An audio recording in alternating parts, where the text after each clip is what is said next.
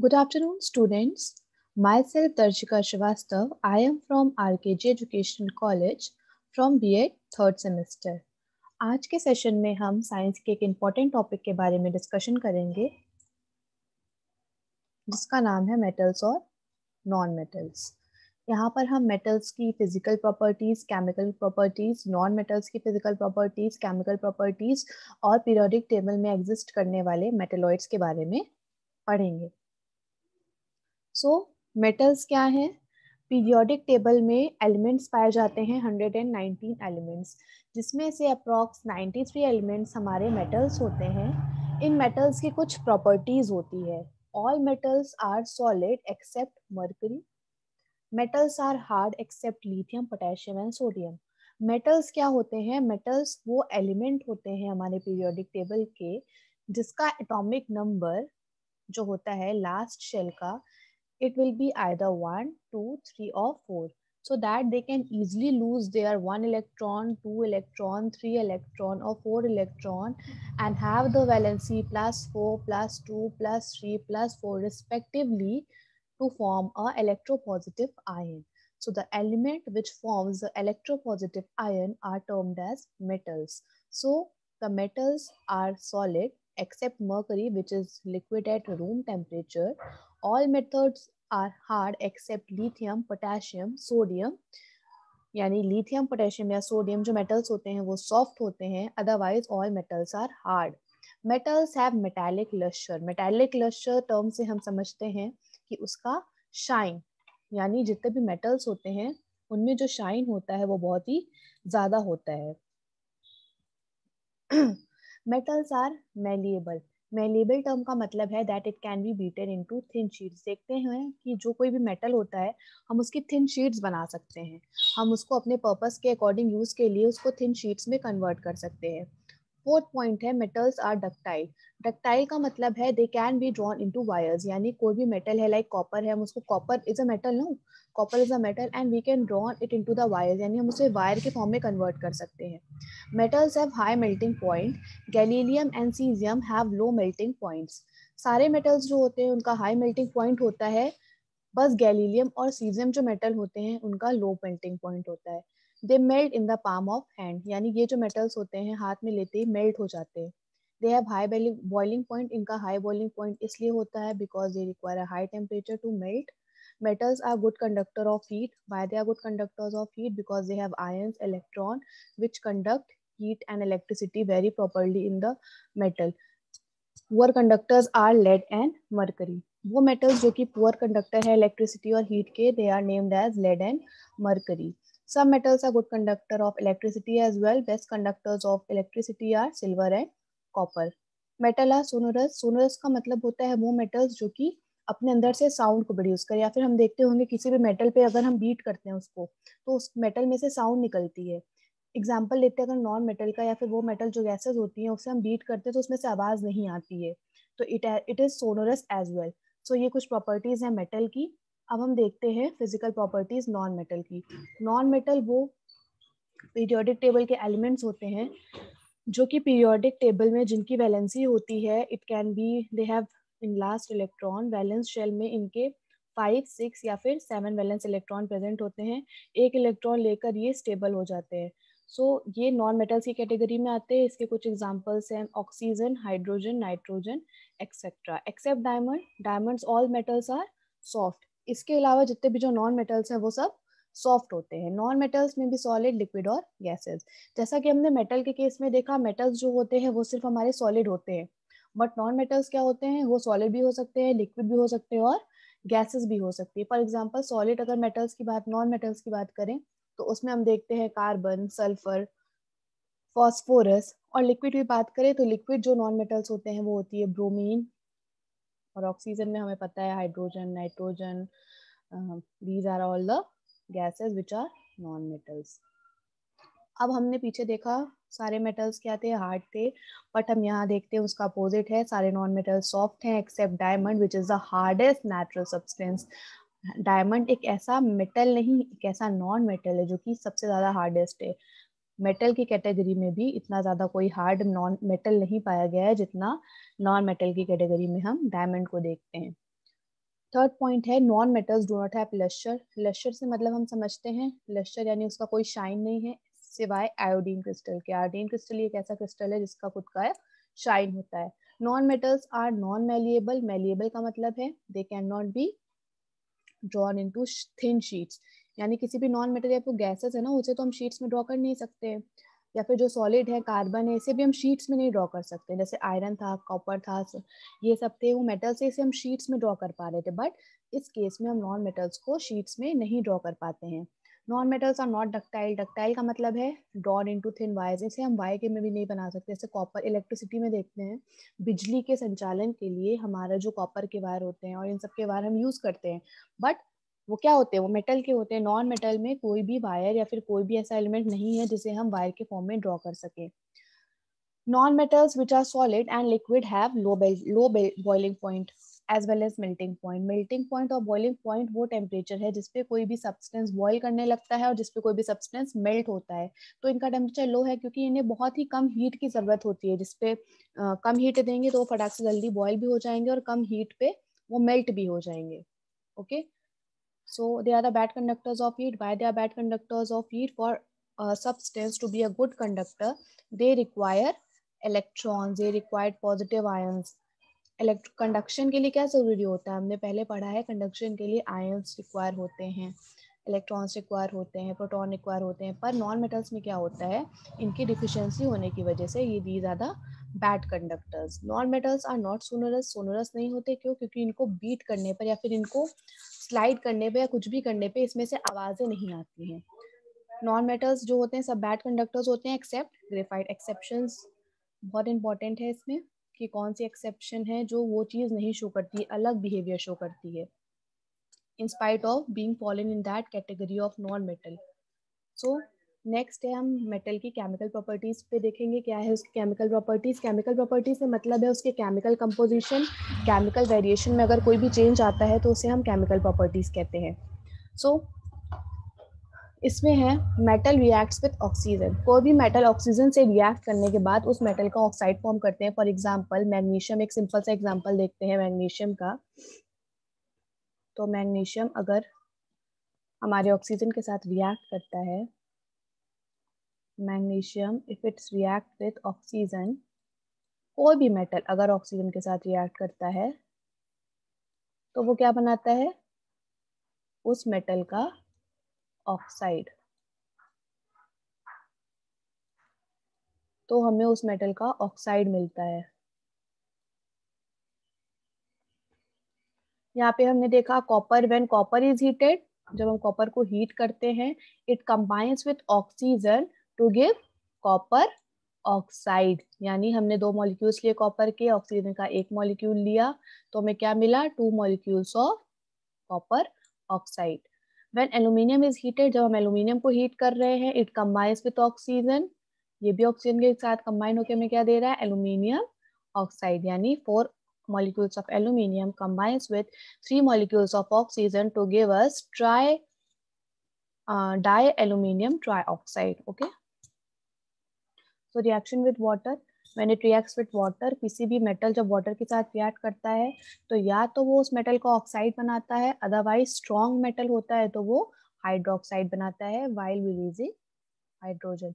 If अगर वो metal का ऑक्साइड बना रहा है तो उस केस में भी वो हाइड्रोजन रिलीज करेगा, और मेटल का हाइड्रोक्साइड बना रहा है तो उस केस में भी वो हाइड्रोजन एलिमेंट को रिलीज करेगा। हम यहाँ पे कुछ रिएक्शंस देखेंगे, जैसे सोडियम की रिएक्शन है विद H2O, पोटेशियम की रिएक्शन है। ये एक और फैक्टर पे डिपेंड करता है जो कि है मेटल रिएक्टिविटी सीरीज, यानी कुछ मेटल्स अपने डिक्रीजिंग ऑर्डर में अरेंज होते हैं फ्रॉम अप टू बॉटम, यानी जो सबसे ऊपर वाला एलिमेंट है वो सबसे ज्यादा हाई रिएक्टिव होता है, सबसे नीचे वाला एलिमेंट सबसे कम रिएक्टिव होता है। तो उस केस पे भी डिपेंड करता है कि कौन सा मेटल कैसा क्या फॉर्म करेगा। So that is called the metal reactivity series. Sodium react with water to form sodium hydroxide, potassium reacts with water to form potassium hydroxide, calcium reacts with water to form calcium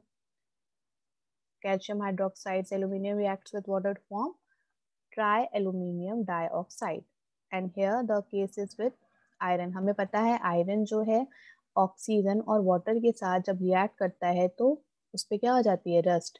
तो इसे हम कहते हैं rusting का process. तो ये जो है वो जो बनता है उसे हमने बोला, इसका केमिकल फॉर्मूला तो Fe3O4 है, बट इसे हम बोलते हैं rust. This is the rust. Reaction with acids, जब भी कभी कोई भी मेटल एसिड्स के साथ रिएक्ट करता है तो उस एसिड का क्लोराइड वर्जन फॉर्म होता है, रिलीजिंग हाइड्रोजन। हाइड्रोजन रिलीज होता है और जो मेटल का क्लोराइड फॉर्म होता है that is called the salt. यानी कोई भी अगर मेटल किसी भी एसिड के साथ रिएक्ट करता है तो वो उसका रिस्पेक्टिव सॉल्ट बनाता है with chloride ion mixed in it. So when magnesium reacts with two molecules of hydrogen chloride, it forms magnesium dichloride.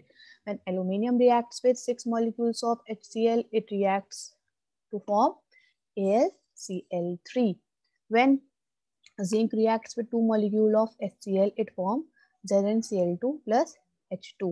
When iron reacts with 2 molecules of HCl, it forms FeCl2 plus H2. Reaction of metal with metal salt solution, जब भी कोई भी metal किसी भी metal salt solution के साथ react करता है तो वो क्या बनाता है, a more reactive metal displaces a less reactive metal. So ये कॉन्सेप्ट हमने उस मेटल रिएक्टिविटी सीरीज से देखा है कि कौन सा मेटल किस ऑर्डर पे है। अगर वो हायर ऑर्डर पे होगा यानी अबव होगा तो वो उस मेटल को इजीली रिप्लेस कर पाएगा, अगर वो लोअर पोजीशन पे होगा तो वो उस मेटल को रिप्लेस नहीं कर पाएगा। So it is called the displacement reaction.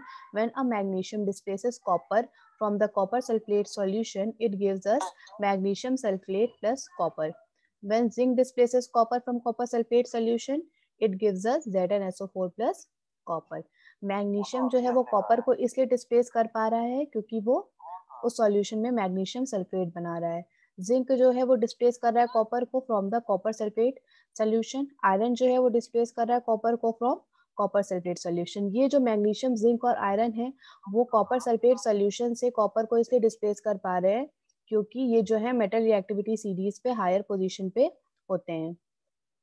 Magnesium powder, इस फिगर में हम देख सकते हैं कि जब ये मैग्नीशियम पाउडर है हमने इसको एक टेस्ट ट्यूब में डाला तो ये जो था मैग्नीशियम पाउडर ये ब्लू कलर का था। अब ये जो कॉपर सल्फेट सोल्यूशन है वो इसमें पड़ने के बाद क्या फॉर्म किया, पीसेस ऑफ कॉपर। सो क्या हुआ, हमें कलरलेस मैग्नीशियम सल्फेट सोल्यूशन मिला। जब हमने एक कलरफुल कॉपर सल्फेट सोल्यूशन में हमने डाला मैग्नीशियम पाउडर तो वो क्या हो गया, कलरलेस हो गया। ये देखिए आप देख सकते हैं यहाँ पे ये कलरलेस हो गया। ये क्यों कलरलेस हो गया, क्योंकि इसकी रिएक्टिविटी सीरीज के अकॉर्डिंग जब इसमें हमने मैग्नीशियम डाला तो ये हायर रिएक्टिविटी सीरीज पे प्रेजेंट होने की वजह से ज़्यादा रिएक्टिव था तो वो उसको कॉपर सल्फेट सोल्यूशन में से डिस्प्लेस कर दिया और हमें एज अ रिजल्ट कॉपर देखने को मिला। इस केस में जब हमने आयरन नेल को डाला कॉपर सल्फेट सोल्यूशन में, जो कि copper sulphate solution blue colour का होता है, सो हमने उसको एक वीक के लिए रख दिया तो क्या हुआ, ग्रीन आयरन सल्फेट सोल्यूशन। अब वो जो सोल्यूशन था वो किस कलर का हो गया, ग्रीन कलर का हो गया। ओके, और फिर कॉपर मेटल ऑन आयरन। सो क्या हुआ, हमें आयरन जो था वो हमारा इस कलर का हम देख सकते था, इसके बाद उस पर हमें थोड़ा सा दिखा येलोइश कलर की लेयर आ गई है। वो जो येलो कलर की लेयर आई है उस आयरन पे that is the layer of copper. और कॉपर की लेयर क्यों आई, क्योंकि जो कॉपर था वो आयरन से ज़्यादा हाई रिएक्टिविटी सीरीज पे प्रेजेंट था। यानी जो आयरन था वो ज़्यादा रिएक्टिव था इन कंपैरिजन टू कॉपर। सो उसने उसको उस सॉल्यूशन में से डिस्प्लेस किया और एक लेयर फॉर्म कर ली आयरन के ऊपर, that is the layer of copper. Reactivity series जिसकी हम अभी तक बात कर रहे थे, सो इसमें क्या है, इसमें हमारा जो सबसे हाईएस्ट पोजीशन पे होता है वो है पोटेशियम। सबसे हाईएस्ट रिएक्टिव जो है पोटेशियम। और हम सबसे लोवेस्ट रिएक्टिव की बात करें अगर, तो सबसे लोवेस्ट रिएक्टिव जो है वो है हमारा गोल्ड। ये हमारा गोल्ड जो है वो सबसे कम रिएक्टिव है। फिर उसके बाद सिल्वर है, Ag, ये इसके नाम है, एलिमेंट्स के नाम है, Hg मरकरी, कॉपर, हाइड्रोजन। अब इस हाइड्रोजन की अगर हम बात करें तो ये हाइड्रोजन जो है वो क्या करता है, एक तरह का बैलेंस बनाता है। कैसा बैलेंस, हम इस फिगर में देख सकते हैं। ये जो हाइड्रोजन है इसके नीचे जो एलिमेंट प्रेजेंट है वो सारे क्या है, लीस्ट रिएक्टिव। ये जो नीचे वाले हैं ये सबसे कम रिएक्टिव हैं।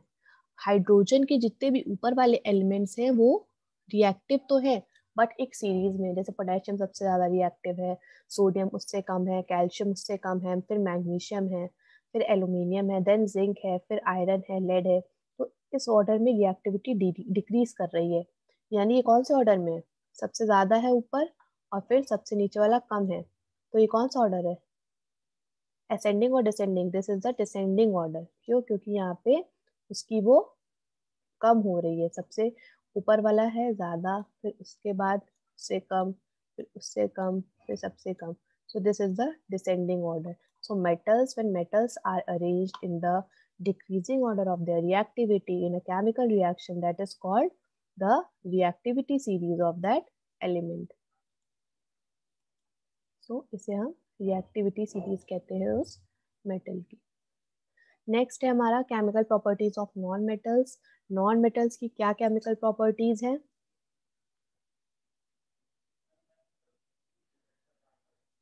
When a non-metal reacts with oxygen to form non-metallic oxide. कोई भी नॉन मेटल अगर किसी भी ऑक्सीजन के साथ रिएक्ट करता है तो वो उस नॉन मेटल का ऑक्साइड फॉर्म करता है. When sulfur is heated, it combines with oxygen to form sulfur dioxide. जब कार्बन हीट होता है वो किसके साथ कंबाइन करता है? ऑक्सीजन के साथ, टू फॉर्म कार्बन डाइऑक्साइड. यानी ये जो सल्फर है, ये सल्फर भी क्या है? एक नॉन मेटल है. ये कार्बन भी क्या है? एक नॉन मेटल. जैसे पिछले केसेस में हमने देखा कि मेटल कि अपने ऑक्सीजन के साथ रिएक्ट करके मेटालिक ऑक्साइड बना रहा था, उसी तरह हमारा जो नॉन मेटल है वो ऑक्सीजन के साथ रिएक्ट करके नॉन मेटालिक ऑक्साइड्स बना रहा है. S plus O2 gives us SO2 and C plus O2 gives us carbon dioxide. This is carbon dioxide, this is sulfur dioxide. Reaction with water. अब हमने उस सीरीज में देखा, कि हमारे कुछ ये जितने भी एलिमेंट्स हमारे प्रेजेंट थे वो मेटल की सीरीज थी. इसमें नॉन मेटल्स इन्वॉल्व नहीं थे, hydrogen, potassium, sodium, calcium. But अभी जो हम बात कर रहे हैं इसमें नॉन मेटल्स की बात कर रहे हैं. तो अब कोई भी मेटल, नॉन मेटल अगर वाटर के साथ रिएक्ट करता है तो क्या रिजल्ट मिलता है? Generally non metals do not react with water through they may be a very reactive in air. क्या होते हैं? नॉन मेटल्स वाटर में ज़्यादातर रिएक्ट नहीं करते हैं, वो ज़्यादातर एयर में रिएक्ट करते हैं. एयर में वो ज़्यादा रिएक्टिव होते हैं, वाटर में वो ज़्यादा रिएक्ट नहीं कर पाते हैं. Such non metals are stored in water. For example, phosphorus is a very reactive non metal. Phosphorus क्या है? बहुत ही ज़्यादा रिएक्टिव नॉन मेटल है. It catches fire if expose to air. क्या होते हैं? नॉन मेटल्स का एक कैपेसिटी है या इनेट कैपेबिलिटी है कि जब वो एयर में होते हैं तुरंत रिएक्ट करते हैं, एक्सप्लोड कर जाते हैं. तो उसी लिए हम उन्हें वाटर में स्टोर करके रखते हैं, जिसकी वजह से अगर वो ऑक्सीजन के कांटेक्ट में आने ना पाए, आकर वो एक्सप्लोड ना हो जाए, क्योंकि they are very much reactive in water, sorry they are very much reactive in oxygen. To prevent the contact of phosphorus with atmospheric oxygen, it is stored in water. So when it is asked why phosphorus is stored in water, you will answer it to avoid the contact of phosphorus with oxygen. So otherwise they may explode, because it may explode when it will be in the direct contact of oxygen. Reaction with acids. हमने देखा था metals जब react करते हैं acids के साथ तब वो क्या बनाते हैं. फॉर एग्जांपल हमने देखा था मैग्नीशियम जब रिएक्ट कर रहा था HCl के साथ तो वो क्या बना रहा था? सॉल्ट प्लस मैग्नीशियम जब HCl के साथ रिएक्ट करता है तो वो क्या बनाता है? MgCl, यानी the salt of magnesium, that is MgCl. और क्या रिलीज करता है? हाइड्रोजन. बट नॉन मेटल जो होते हैं वो एसिड में कोई भी रिएक्टेंट नहीं प्रोवाइड करते हैं. रिएक्टेंट्स तो होते हैं बट हमें फाइनल प्रोडक्ट्स नहीं देते हैं, because they don't react with acids. How do metal and non metals react? Metals और नॉन मेटल्स आपस में कैसे रिएक्ट करते हैं? metals, they lose electrons and become positive ions. Periodic tables में जितने भी मेटल होते हैं उनकी वैलेंस शेल में आइदर 1, 2 और 3 इलेक्ट्रॉन्स प्रेजेंट होते हैं, जिनको लूज करके वो पॉजिटिव हो जाते हैं. So they are called electropositive elements. For example हमने एक सोडियम का एग्जांपल लिया. सोडियम का जो एटॉमिक नंबर है वो है 11. किसी भी एलिमेंट का एटॉमिक नंबर ये बताता है कि उस एलिमेंट में कितने नंबर ऑफ इलेक्ट्रॉन्स प्रेजेंट हैं. उसका इलेक्ट्रॉनिक कॉन्फ़िगरेशन क्या होगा? Electronic configuration will be in such a way that the first shell will contain the maximum of 2 electron, the second will have maximum of 8 electrons and the last shell will have the left over electrons. Last shell में एक electron बचते हैं जिसको loose करता है और loose करके metal electropositive ion बनाता है और Na+ हो जाता है। जैसे हमने सोडियम के केस में देखा, सोडियम क्या है? एक मेटल है, उसका इलेक्ट्रॉनिक कॉन्फ़िगरेशन 2,8,1 है क्योंकि हर एलिमेंट की पहली शेल में 2 इलेक्ट्रॉन्स होते हैं, दूसरी शेल में 1 और आखिरी शेल में जितने बच जाए। 2 + 8 + 1 विल बी 11, हमें 11 मिलेगा। इनको हम प्लस करें तो हमें क्या मिलेगा? अब इसके पास ऑप्शन क्या है? हर मेटल्स और नॉन मेटल्स का एक स्टेट होता है जिसमें वो स्टेबिलिटी को अटेन करना चाहता है और स्टेबिलिटी को अटेन करने के लिए उसके पास सिर्फ 8 इलेक्ट्रॉन्स होने चाहिए। वो 1 इलेक्ट्रॉन को लूज करता है और 1 इलेक्ट्रॉन को लूज करके that element is left with 2,8 electronic configuration और वो इलेक्ट्रोपॉजिटिव मेटल बन जाता है। अब नॉन मेटल के केस में अब क्या करते हैं? जैसे हमारे मेटल्स जो थे वो इलेक्ट्रॉन को लूज कर रहे थे, पर यहाँ पर नॉन मेटल्स जो हैं वो इलेक्ट्रॉन को गेन करते हैं और इलेक्ट्रोनेगेटिव आयंस बनाते हैं। They are the electronegative elements. The atomic number of chlorine is 17, so the electronic configuration of fluorine is 2,8,7. In the valence shell they have 7 electrons. To attain the atomic stability they will require 1 extra electron to become 8, क्योंकि इसको 8 बनना है, stable होने के लिए 8 electrons चाहिए इसको। how much electron did it require? It requires only 1 electron. 1 is the valency. What is valency? Valency वो नंबर ऑफ इलेक्ट्रॉन्स होते हैं जितने उसको चाहिए होते हैं स्टेबल होने के लिए। जितने उसके पास है दैट इज सफिशिएंट, बट उसको जितने चाहिए, चाहे 1 चाहिए चाहे 2 चाहिए, that will be counted as the valency of that element. Corrosion. अब हम कोरोजन से क्या समझते हैं? फॉर एग्जाम्पल रस्टिंग, जंग लगना। जब हम देखते हैं कि किसी भी आयरन नेल को हमने रखा था सोल्यूशन में, कुछ दिन बाद उसको अगर हम खोल देते हैं, इसका जो ये है पॉइंट, इसे हम खोल देते हैं तो क्या होता है? ऑक्सीजन आ रही है, ठीक है, वाटर तो है ही है। तो क्या है? हमने पढ़ा है रस्टिंग के लिए 2 सफिशिएंट कंडीशन है, दैट इट रिक्वायर्स एयर यानी ऑक्सीजन। हमने इसका कॉक खोल दिया तो ऑक्सीजन एंटर कर पा रही इजिली। मॉइस्चर यानी पानी में वो पहले से है तो उसमें कुछ दिन बाद रस्ट लग जाएगी, that is the corrosion. Prevent कैसे करते हैं मेटल को कोरोजन से?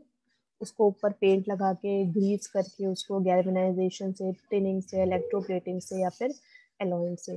What is alloy? Alloy is a homogeneous mixture of a metal with another metal और अ नॉन मेटल। या फिर जब किसी मेटल को हम किसी नॉन मेटल के साथ कंबाइन करते हैं या फिर किसी अदर मेटल के साथ कंबाइन करते हैं तो जो हमें प्रोडक्ट मिलता है दैट इज द एलॉय।